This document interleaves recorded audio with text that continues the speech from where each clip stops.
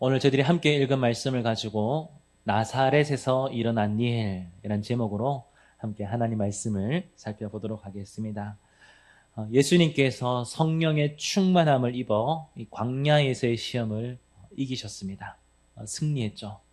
그리고 오늘 본문을 보시면 예수님께서 성령의 능력으로 이 갈릴리에 들어가셨다 이렇게 기록하고 있습니다. 그리고 더 나아가서 예수님의 소문이 사방에 퍼졌다 이렇게 기록하고 있습니다. 사랑하는 성도 여러분, 어떤 소문이 퍼졌을까요? 이 갈릴리에 우리 예수님의 소문이 어떻게 퍼진 것 같습니까? 마귀의 시험을 이긴 어떤 승리의 소문일까요? 그건 아니에요. 오늘 본문이 14절과 우리가 그리고 지난주 봤던 13절 사이에는요, 한 약 6개월에서 1년 정도의 공백 기간이 있습니다. 요한복음을 보면 이 공백 기간에 대해서 내용을 다루고 있는데, 이 공백 기간 동안 예수님께서 어떤 일을 하셨냐면 가나의 혼인잔치에서 물을 포도주로 바꾸는 사건이 있었고, 예루살렘 성전을 청결하게 하시는 등 유다와 갈릴리 전역에서 이미 수많은 기적들을 이제 펼치고 계셨습니다. 그 결과 14절, 오늘 본문 나오는 14절의 기록처럼 예수님에 대한 소문이 온 동네에 퍼지게 되었습니다. 자, 그런데 오늘 본문을 보면 이 누가복음의 저자인 누가는 예수님의 기적의 소식을 알고 있어요. 그런데 이 기적의 소식을 가장 먼저 기록하지 않고 이것을 생략해 버리고 있다는 것을 우리가 좀 기억하셔야 됩니다. 그리고 오늘 15절을 보시면 예수님께서 갈릴리에 오셔서 행하신 첫 번째 사역을 강조하면서 이렇게 기록하고 있어요. 우리 함께 읽어보도록 하겠습니다. 친히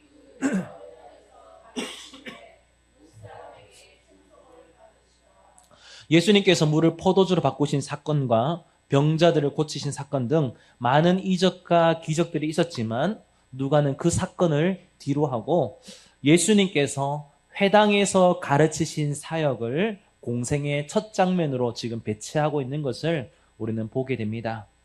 왜 이렇게 했을까요? 어떤 이렇게 편집을 했다면 어떤 의도가 있지 않겠습니까? 누가가 지금 이렇게 했던 이유는 뭐냐면 예수님의 사역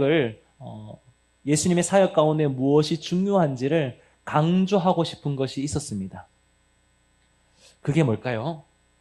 예수님께서 이 땅에 오신 목적은 사실 단순히 사람들의 눈을 현혹시키는 기적을 베풀거나 육신의 질병을 고쳐주는 것이 아니라는 거예요. 예수님께서 물을 포도주로 바꾸신 사건과 여러 가지 기적들을 행했지만 그것이 예수님의 본질적인 사역이 아니라는 겁니다. 예수님께서 감당하시는 메시아의 사역은 뭐냐면 하나님의 말씀을 바르게 선포하고 가르치는 사역이라는 것을 강력하게 선언하고 있는 거예요.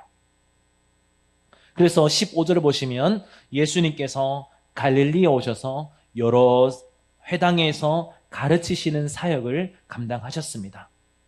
그럼 이 회당이란 뭘까요? 이 회당은 당시 이 회당이라는 건 어떤 거냐면 유대 공동체의 신앙과 사회와 교육의 중심지였습니다. 그래서 14세 이상 되는 남자 10명 이상만 되면 유대인들은 가는 곳마다 회당을 세웠어요. 10명만 넘으면, 유대인 10명만 넘으면은 가는 곳마다 회당을 세웠습니다. 이 회당은 성전과 조금 달라요. 그래서 이곳에서 토라를 읽고 설명을 하고 예배하는 공간으로 사용되었고요. 그리고 평일에는 회관으로 학교로 사용했습니다.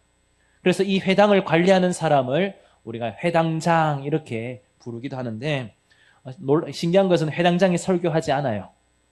그냥 관리만 하고 오히려 이 평신도들이 이제 안식일에 가르치거나 해석하는 성경을 읽고 가르치는 그 일들을 맡았습니다. 그래서 오늘 15절에 나오는 것처럼 예수님께서 회당에서 가르칠 수 있었던 이유가 바로 여기에 있었습니다. 자, 그래서 15절 다시 보시면 예수님께서 이 회당에서 가르치잖아요. 그래서 이 예수님의 말씀을 들었던 사람들은 성령의 능력으로 선포되는 이 예수님의 말씀의 능력, 말씀의 실력, 곧 살아계신 하나님의 말씀에 압도되어서 주님을 칭송했어요. 놀라운 일들이 일어나게 되었죠. 자, 오늘 누가가 지금 강조하고 있는 것을 우리가 좀 잘 보셔야 됩니다. 누가가 예수님의 어떤 물을 포도주로 바꾸는 이적들을 기록하지 않고 가장 먼저 회당에서 가르치고 칭송받는다라는 내용들을 강조하고 있는 것을 우리는 잘 보셔야 됩니다. 예수님의 사역의 핵심이 뭐죠? 가르치는 사역입니다. 하나님의 말씀을 가르치는 거예요. 이것이 예수님의 중심된 사역이라는 것을 우리는 기억하셔야 됩니다. 자, 그렇다면 우리 신앙생활에서 중심은 무엇입니까? 우리 성도들의 신앙생활의 가장 핵심, 또 가장 원하는 핵심적인 것은 무엇입니까? 안타까운 것은 많은 사람들이 하나님의 말씀보다는 다른 데 더 관심을 두고 있다는 거예요. 눈에 보이는 이적이나 체험, 때로는 교회의 생활 열심히 하는 것에 관심을 두는 경우가 많이 있습니다. 물론 이것도 중요하죠. 그러나 그것보다 중요한 것이 있어요. 그것은 뭐냐면 하나님의 말씀이신 예수 그리스도를 바르게 알고 그분의 가르침에 귀를 기울이는 것입니다. 왜냐하면 하나님은 예수님을 통해서 말씀하십니다. 그래서 예수님의 말씀을 듣는 자들은 그 말씀을 통해서 하나님과 소통할 수 있어요. 다시요. 하나님은 누구를 통해서 말씀하신다고요? 예수님을 통해서, 성경을 통해서 말씀하십니다. 그리고 예수님의 말씀을 듣는 그 말씀을 통해서 우리는 하나님과 소통할 수 있습니다. 기적이나 체험을 쫓는 신앙은요, 상황이 흔들리면 함께 무너집니다. 반면에 말씀 위에 선 신앙은 결코 흔들리지 않습니다. 그러므로 우리는 말씀 위에, 말씀 중심의 신앙생활을 하셔야 됩니다. 우리가 예배 때마다 하나님의 말씀을 읽고 또 말씀을 전하는 이유가 무엇이죠? 가장 중요한 일이기 때문에 그렇습니다. 우리가 이 부분을 놓치면 안 돼요. 교회의 사명, 또 우리가 성도의 가장 중요한 것은 뭐냐면 하나님의 말씀을 아는 일에 최선을 다하고 목숨을 거는 것입니다. 누가는 이 사실을 강조하고 싶었어요. 그래서 예수님의 사역의 가장 중심된 사역이 바로 이거라는 것을 오늘 첫 번째로 배치하고 있습니다. 사랑하는 성도 여러분, 우리도 이 하나님의 말씀을 바르게 알고 또 말씀 중심의 신앙으로 살아가기를 주님의 이름으로 축복합니다. 자, 그렇다면 우리가 바르게 알아야 되는 이 예수 그리스도, 말씀이신 예수 그리스도는 도대체 어떤 분이실까요? 오늘 16절을 보시면 예수님께서 자라나신 이 나사렛, 이 고향으로 가셨습니다. 그리고 안식일에 늘 하시던 대로 회당에 들어가셨고 그곳에서 이제 성경을 읽고 가르치게 되는데 이제 회당장이 오늘 본문에는 조금 기록되지는 않았지만 이제 어떤 이 당시의 어떤 회당의 문화를 보면 이제 회당장이 이렇게 하겠죠. 오늘 읽어야 될 어떤 토라, 그러니까 율법에 대한 어떤 내용들을 이제 딱 이제 주고 이제 그 중에 나온 사람이 이제 읽습니다. 그래서 예수님께서 어떻게 하시냐면 이 두루마리를 건네받고 약 700년 전 선지자 이사야를 통해서 예언된 메시아의 사역에 대한 본문을 이제 직접 찾아서 이제 들고 이제 말씀을 전하게 됩니다. 자, 근데 오늘 성경 보면 좀 재미있는 표현이 있습니다. 16절을 보시면 이렇게 돼 있죠. 성경을 읽으려고 서심해. 회당에서는요, 성경을 어떻게 하냐면 함께 서서 읽습니다. 우리는 앉아서 읽잖아요. 서서 읽습니다.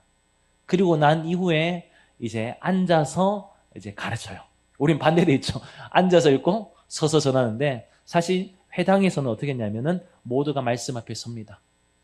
말씀을 읽을 때 하나님 말씀을 앉아서 받을 수 없기 때문에 서서 하나님의 말씀을 읽고 그리고 이제 말씀을 강론하게 되는데 예수님께서 이제 그렇게 하신 거죠. 근데 예수님께서 어떤 내용을 읽으셨고 설교하셨냐면 이사야 61장 말씀을 읽으시고 가르치셨습니다. 그 내용이 18절과 19절에 나오는 말씀인데 우리 함께 읽도록 하겠습니다.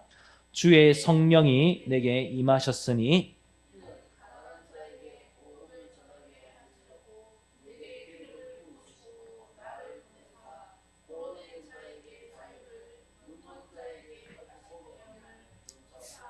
눌린 자를 자유롭게 하고 주의 은혜의 해를 전파하게 하려 하심이라 하였더라. 자, 이 구절은 예수님이 누구신지, 왜 이 땅에 왜 오셨는지 선포하는 공식적인 메시아 선언문입니다. 그래서 학자들은 이 부분을 놓고 메시아의 공생의 취임사다 이렇게 부르기도 합니다. 자, 예수님께서 읽으신 이사야 61장 이 내용을 읽으셨던 선포의 대상, 메시아의 사역의 대상을 우리가 한번 잘 보십시오. 누구죠? 가난한 자, 포로된 자, 눈먼 자, 눌린 자입니다. 자, 이들은 어떤 사람인 것 같아요? 당시의 어떤 사회 약자들을 말할까요? 어떤 교단은 이것을 이렇게 해석합니다. 예수님의 사역을 오늘 예수님께 읽으셨던 누가복음 4장 18절과 19절에 나오는 이 내용을 놓고 예수님의 사역은 가난한 자, 포로된 자, 눈먼 자, 눌린 자, 그래서 사회적 약자를 보호하고 돌보는 것이 예수님의 사역이다. 그래서 이런 사역들을 만드는 신학을 가르치는 곳이 있습니다. 사실 이건 성경을 왜곡하는 거죠. 여기서 말하는 가난한 자, 포로된 자, 눈먼 자, 눌린 자는 단순히 사회적 약자를 말하는 게 아니에요. 이것은요, 온 인류가 죄로 직면해 있는 처참한 영적 비참함을 고발하는 영적 상태를 말합니다. 우리의 영적 상태를 말한다는 거죠. 우리 인간은 죄로 인해서 이미 하나님과 관계가 깨졌습니다. 그리고 우리 인간은 스스로 구원할 능력이 없는 영적 파산자예요. 이러한 자들을 향해서 주님이 선포하신 내용이 무엇이죠? 주의 은혜의 해를 전파하게 하려 하심이라. 그러니까 주의 은혜의 해, 그러면서 18절과 19절에 나왔던 내용은 어떤 내용이냐면 레위기에 나오는 희년과 관련된 내용입니다. 희년이 뭐냐면 이스라엘 백성들은 이제 생애 한 번은 희년을 경험합니다. 이 희년이 이제 50년마다 오게 되는데 희년이 되면 모든 죄의 빚이 탕감됩니다. 빚이 다 탕감돼요. 그리고 종들은 자유를 얻어서 가족의 품으로 돌아갑니다. 그리고 빼앗겼던 땅, 기업이죠. 하나님께서 처음 분배해 주셨던 그 기업을 아무 조건 없이 다 돌려받는 것이 희년이에요. 그럼 메시아가 오셔서 이런 사역들을 하신다는 거죠. 그러면 이 사역이 과연 어떤 걸까요? 가난한 자, 포로된 자, 눈먼 자에게 자유를 준다는 것은 뭘까요? 그 사회적 약자를 돌보고 그들이 잘 살도록 하는 걸까요? 물론 그것도 예수님의 사역 중에 일부지만 진짜 예수님의 하시는 사역은 뭐냐면 영적으로 파산한 자들에게 자유를, 그 자유는 곧 뭘까요? 예수님의 십자가를 통해서 자유를 주시는 거예요. 이게 예수님의 사역이라는 거죠. 앞으로 메시아가 오셔서 이 사역을 하실 것인데 예수님께서 뭐라고 말씀하시냐면 지금 이루어졌다고 말씀하십니다. 우리 21절 함께 읽겠습니다. 이에 예수께서 그들에게 말씀하시되 이 글이 오늘 너희 귀에 응하였느니라. 자, 예수님께서 말씀하신 내용이 뭐냐면 메시아가 오셔서 이런 사역을 하실 것인데 지금 하나님의 약속이 지금 오늘 이 시간 내 안에서 성취되었다. 이렇게 말씀하고 계세요. 자, 오늘 예수님께서 회당에서 가르치신 메시아의 사역을 통해서 우리 예수님이 어떤 분이신 줄 우리는 보게 됩니다. 예수님은 단순히 우리의 삶을 편안하게 해주는, 또 내 소원을 성취해주는 기적과 이적을 행하시는 분, 그런 조력자가 아니라는 거예요. 예수님을 오해하시면 안 돼요. 우리의 신앙의 중심을 거기에 두시면 안 됩니다. 우리 예수님은 죄와 사망의 법에서 영원히 죽었던 우리를 구원하신 구원자십니다. 은혜의 주님이십니다. 그리고 말씀으로 우리를 진리 가운데 인도하시는 하나님이십니다. 사랑하는 성도 여러분, 오늘 우리가 하나님을 예배하는 우리의 심령 가운데 구원의 감격과 자유케 하시는 기쁨이 살아 숨쉬고 있으십니까? 하나님을 예배하는 우리의 마음 가운데, 말씀 듣는 가운데 하나님이 주시는 그 은혜와 기쁨이 우리에게 있으십니까? 우리가 예배를 드릴 때마다, 또 우리가 신앙생활 할 때마다 날마다 하나님 말씀을 통해서 주시는 그 하나님의 기쁨을 경험할 수 있도록 우리에게 은혜 보달라고 기도하셔야 돼요. 이거 빼먹은 채 다른 거 바람직하지 않습니다. 우선 순위가 바르게 세워져야 돼요. 하나님이 어떤 분이신지, 말씀 가운데, 말씀이 육신되어 우리 가운데 거하시는 그 하나님이 어떤 분이신 줄 우리가 알아야 된다는 거죠. 그 하나님을 바르게 알고 주께서 또 우리에게 베풀어 주시는 이 놀라운 은혜들을 날마다 경험하기를 주님의 이름으로 축복합니다. 자, 예수님께서 이렇게 나사렛에서 이렇게 말씀을 전하셨어요. 이 말씀을 들었던 사람들은 어떻게 반응했을까요?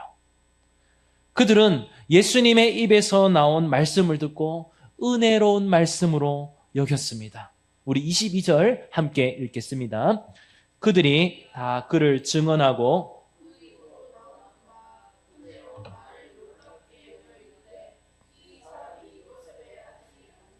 자, 예수님의 말씀을 들었던 나사렛 사람들은 소위 은혜를 받았어요. 감탄을 했어요.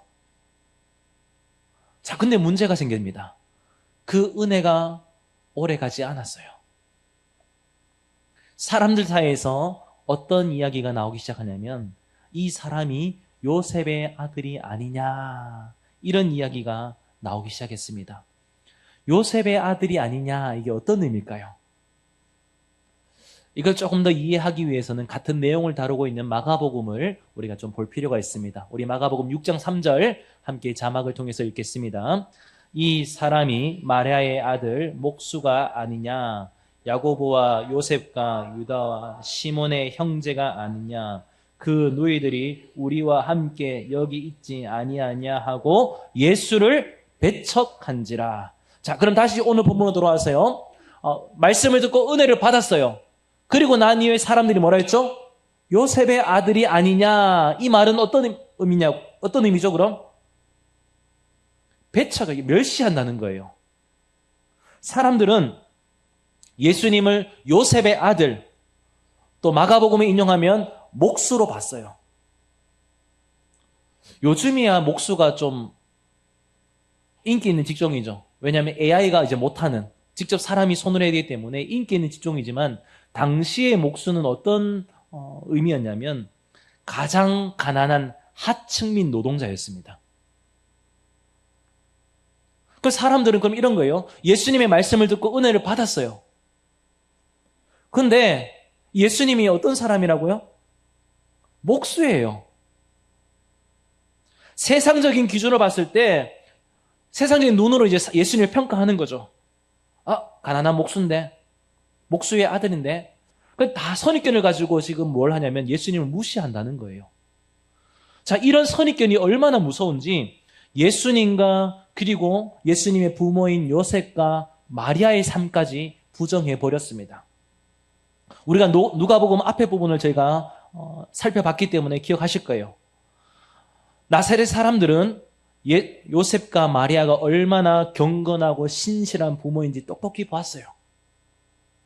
누가복음이 나오잖아요. 마태복음은 이제 요셉 중심으로 나오거든요. 이들은 성령으로 잉태된 사실을 알고 이제는 주의 말씀이 내게 이루어질지어다라고 하고 그것을 받아들이고 하나님의 뜻이 이루어진 일에 자신의 삶을 드렸습니다.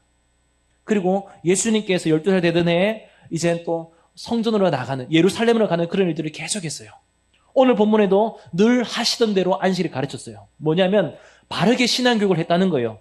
마리아와 요셉이 예수님을 바르게 신앙교육했고 더 나아가서 이들 또한 하나님 앞에 신실하게 살았던 사람들이었습니다.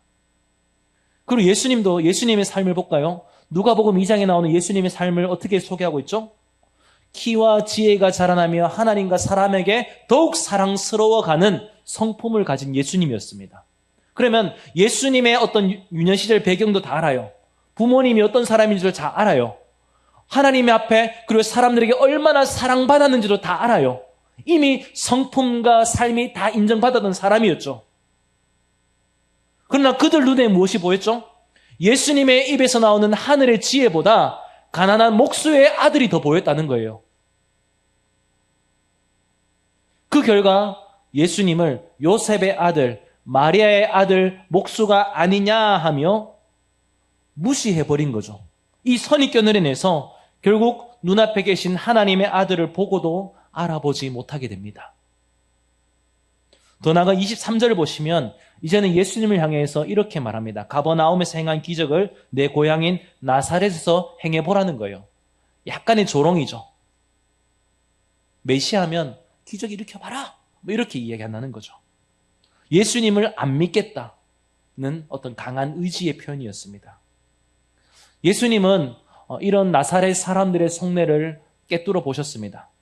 그래서 이들에게 두 가지 예화를 들려주시는데, 어떤 예화를 들려주시냐면 첫 번째 예화는 엘리야와 사르밧 가부입니다. 오늘 본문에는 사렙다 가부 되어 있는데 이 가부 이야기를 해주시고요. 그리고 또 하나는 엘리사 시대의 나아만 장군 이야기를 예로 드십니다. 두 가지 예화의 공통점은 이거예요. 뭐냐면 당시 이스라엘의 수많은 가부와, 그러니까 사르밧 가부처럼 가부가 있었고, 그 다음에 나아만 장군처럼 환자들이 굉장히 많았습니다. 하지만 정작 하나님의 은혜를 입은 자들은 누구냐면 불신앙을 가진 이스라엘 사람들이 아니라 믿음으로 반응했던 이방인들이라는 거예요. 다시요. 예수님께서 말씀하신 내용이 뭐냐면 사르밧 가부와 그 다음에 나아만 장군 이야기를 들은데 가부고 환자, 이스라엘에도 가부가 많고 환자가 많았는데 정작 하나님의 은혜를 받아들인 사람은, 믿음으로 반응한 사람은 이스라엘 사람들이 아니라 그들이 봤을 때 무시하는 이방인, 구원이 없다고 여겼던 이방인들이 믿음으로 하나님의 말씀을 받아들였다는 거예요.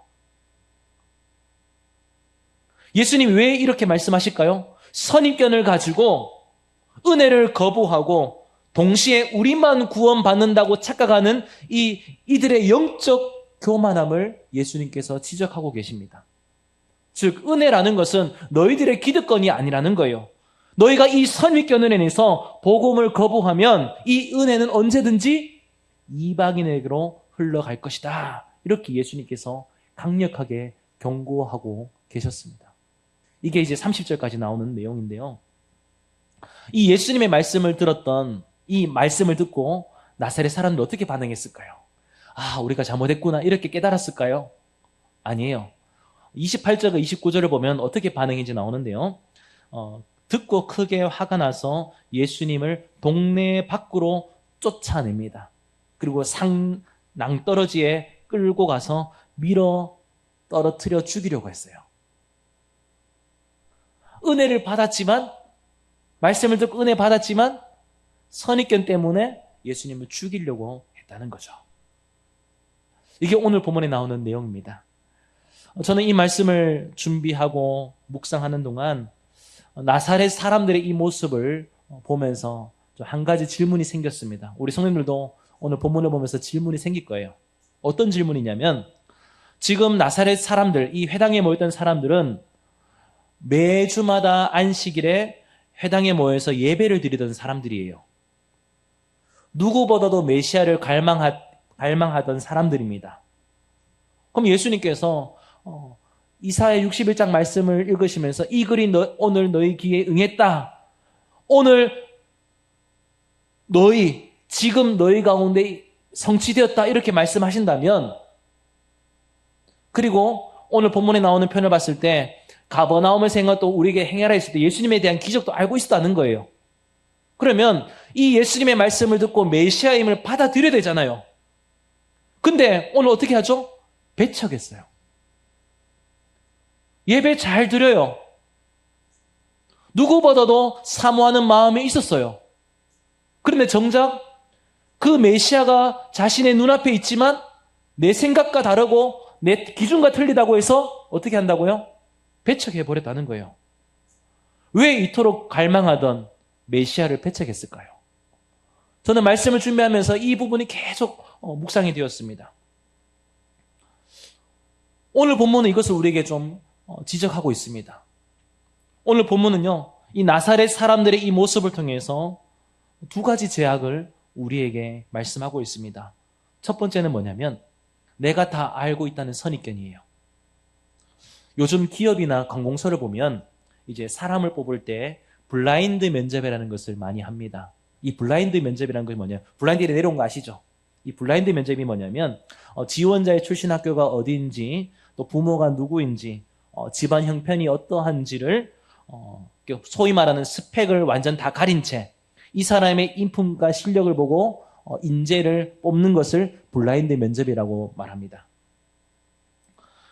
오늘 14절과 15절을 보시면 다른 지방 사람들입니다. 갈릴리 전역에 있는 다른 지방 사람들은 예수님에 대한 아무런 정보가 없었어요. 그 예수님께서 여러 회당에서 가르치시는 그 말씀을 듣고 주님을 칭송했어요. 그러니까 일종의 블라인드 면접 상태에서 예수님을 만난 거예요. 배경을 가린 채 오직 예수님의 입에서 선포되는 말씀의 능력, 하나님의 능력을 보았기 때문에 그들은 주님을 칭송할 수 있었습니다. 자, 그런데 오늘 16절에 나오는 나사렛 사람도 어때요? 처음엔 그랬어요. 똑같았어요. 주님께서 이사야 61장 말씀을 풀어주시고 해석해 주실 때 감탄하고 은혜를 받았습니다. 근데 문제는 뭐냐면 블라인드가 거치는 순간 출신 배경을 보고 세상적 기준으로 예수님을 바라보기 시작하면서 방금 전까지 받았던 은혜는 온데간데 없어지고 비판의 시선으로 예수님을 깎아내리기 시작한 거예요. 자, 그리고 이들이 이제 이런 선입견 때문에 은혜를 못 받았잖아요. 그리고 두 번째 은혜 받지 못한 이유를 또 오늘 본문은 우리에게 말하고 있는데 뭐냐면 은혜를 기득권으로 착각한 영적 교만이라는 거죠. 지금 나사렛 사람들이 어떤 마음을 가지고 있었냐면 이 당시 유대인들이 가졌던 동일한 마음이에요. 하나님의 은혜는 유대인인 우리만 독점한다는 거죠. 그래서 이방인들은 심판받아야 한다는 영적인 교만함에 빠져 있었습니다. 그래서 예수님께서 사렙다 과부와 나아만 장군 이야기를 비유로 드신 거죠. 근데 그 얘기 들으니까 어때요? 불편해요. 근데 예수님께서 말씀하시기를 하나님의 은혜는 결코 자격으로 따내는 것이 아니라 은혜를 거부하면 이제는 그 은혜가 이방인에게로 흘러간다는 것을 예수님께서 말씀하시는 거죠. 소위 말하는 거울 치료인 거예요. 그러니 이 나사렛 사람들이 이 이야기를 듣고 어떻게 하죠? 저 사람 목수의 아들인데 이것도 우리가 마음에 안 드는데 우리를 치네? 두고 봐 하고 예수님을 죽이려고 했던 것입니다. 이 나사렛 사람들은 이러한 두 가지 죄악으로 인해서 예수님을 거부하고 죽이려고 했습니다. 그 결과가 어떻게 되었을까요? 예수님의 말씀을 듣고도 받았던 그 은혜는 다 사라져 버렸습니다. 그뿐일까요? 30절을 보시면 이렇게 기록되어 있습니다. 예수께서 그들 가운데로 지나서 가시니라. 자, 예수님께서 그들 가운데 지나쳐 가셨다라는 것은 뭐냐면 자신들의 선입견과 영적 교만함 때문에 주님의 임재, 이 복음을 거부한 이들을 예수님께서 이제는 떠나셨다는 거예요. 결국 오늘 본문이 말하고 있는 내용이 이거죠. 나사렛 사람들의 어떤 선입견과 영적인 교만함 때문에 메시아이신 예수 그리스도를 눈앞에 놓고도 놓쳐버렸다는 거예요. 오늘 성경은 우리에게 이것을 말씀하고 있습니다. 사랑하는 성도 여러분, 오늘 본문에 나오는 나사렛 사람들의 모습은 저와 우리의 모습입니다. 우린 저마다 교회에 올 때, 또 우리가 신앙생활할 때 나름의 우리가 가지고 있는 어떤 영적인 선입견이 있습니다. 나름의 우리가 끼고 있는 색안경이 있다는 거죠. 예배 드릴 때는 이렇게 해야 돼. 아니면 교회 올 때는 어떻게 해야 돼. 그게 안 되면 어떻게 하죠? 은혜 못 받는 거예요. 때로는 큰 은혜 다 받고 난 이후에 뭐 하나 딱 내 기준에 안 맞으면 불편해 버리는 거죠. 자, 근데 문제는 뭐냐면 내가 가진 사소한 선입견 하나 때문에, 그리고 이 내가 착각하고 있는 이 영적 교만함 때문에 정작 내 영혼이 살아야 할 은혜를 받지 못한다면 어떻게 하시겠습니까? 심각한 문제 아닙니까? 정말 우리가 하나님의 은혜를 알아야 되는데, 힘써 여호와를 알고 은혜를 받기 위해서 몸부림쳐야 되는데, 하나님의 은혜가 우리 가운데 임하고 역사하고 계시지만 내 가진 선입견 때문에 나의 영적인 교만함 때문에 그 하나님의 은혜를 못 받는다면 어떻게 하시겠습니까?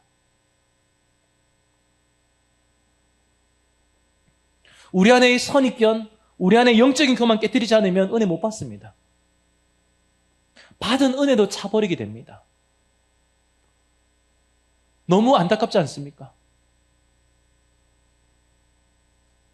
우리가 진정 하늘로부터 오는 하나님의 은혜를 받기 원한다면 우리의 선입견과 영적인 교만을 철저히 깨뜨리셔야 됩니다.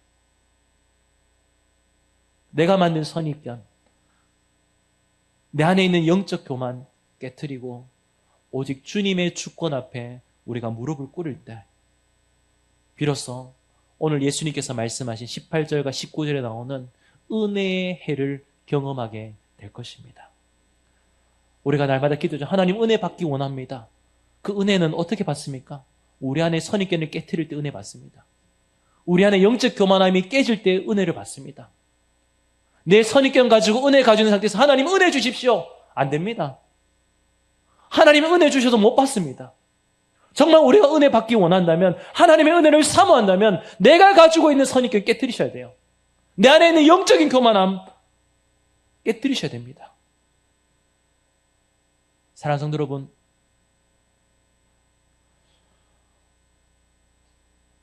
오늘 이 나사렛 사람들의 이 선입견과 교만함 때문에 결국 결과가 어떻게 됐죠? 예수님께서 그들 가운데 지나가 버리셨습니다. 저는 우리의 삶이 끝내 선입견과 교만함 때문에 이것을 고집하다가 주님이 그냥 지나쳐 버리시는 나사렛의 비극이 우리 안에 일어나지 않기를, 반복되지 않기를 간절히 소망합니다. 우리가 만든 선입견, 내 안에 있는 영적인 교만함을 깨트리고 하나님께서 주신 참된 은혜를 온전히 누리지 않으시겠습니까? 저는 기도하고 있는 것이 있습니다. 우리 영광교회가 이러한 마음으로 하나님의 은혜를 누리기를 기도하고 있습니다. 목사로서 많은 기도 제목이 있겠죠. 어떤 눈에 보이는 가시적으로는 교회가 빨리 부흥했으면 좋겠다라는 어떤 기도 제목도 있고요. 근데 그 기도 제목보다 더 우선적인 기도 제목이 있습니다. 그것이 뭐냐면 하나님을 정말 인격적으로 만나는 교회가 될 수 있도록, 정말 하나님의 사랑을 깊이 아는, 그 깊이와 넓이와 풍성함이 어떠한 줄을 알아가는 교회가 되기를 기도하고 있습니다. 우리 그 하나님의 은혜를 알 때 우리의 영적인 눈이 열리게 됩니다. 그 하나님의 은혜를 정말 우리가 받기 원한다면 우리의 선입견과 우리의 영적인 교만은 반드시 깨져야 됩니다. 저에게도 선입견이 있습니다. 또 저만이 또 의시되는 또 영적 교만도 있어요. 저도 깨져야 돼요. 저도 깨트려져야 돼요. 우리가 다 말씀 앞에서 우리의 연약함과 우리의 부족함과 우리의 완악함을 안타까워하며 탄식하며 주님 앞에 깨트려야 됩니다. 왜요? 그래야 우리가 하나님의 은혜를 받을 수 있습니다. 우리 이를 놓고 기도하지 않으시겠습니까? 우리의 다른 외적인 것에 우리가 마음 빼앗기지 않고 오직 하나님께서 우리에게 주실 은혜를 사모하며 그 은혜를 삶으로 누려내는 것입니다. 우리가 그런 삶 살아낼 수 있도록 정말 하나님께서 우리에게 부어주시는 그 은혜의 해를 전파하는, 그 하나님께서 베푸신 그 은혜의 기쁨을 누리기 위하여 우리의 영적인 교만함과 선입견을 깨트리고 온전히 은혜 앞으로 나아가는 저와 우리 성령 되시기를 주님의 이름으로 축복합니다.